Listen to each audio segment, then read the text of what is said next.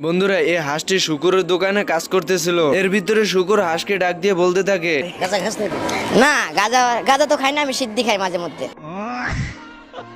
এইদিকে হাঁস শুকুরের সাথে মেজাজ দেখিয়ে একটি রেস্টুরেন্ট তৈরি করে, কিন্তু রেস্টুরেন্টে কোনো কাস্টমার না ঢুকাতে তাই রাস্তা থেকে জোর করে কাস্টমার ধরে নিয়ে যায় তার রেস্টুরেন্টে। আপনি সাদা গোহাইতে না খালা গোহাইতে? আরে কাঙ্কির বলা ছাড় দে। এ কি, এ তো দেখছি ডাকাত সব লুট করে নিয়ে যাচ্ছে।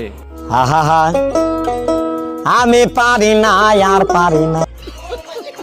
এইদিকে শুকুরের দোকানে এত ভিড় দেখে হাঁস কাস্টমারদের আকর্ষণ বাড়ানোর জন্য মেয়েদের পোশাক পরে মুখে গান বলতে থাকে আর নাচতে থাকে। আমি ছাগল হয়ে যাব, আমি ছাগল হয়ে যাব। কাউকে ভালোবাসবেন না, তাহলে আপনার সুন্দর জীবন নষ্ট হয়ে যাবে।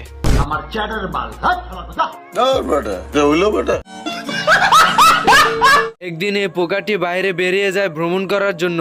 কচু বনে হেগে গেল কালো কুকুরে।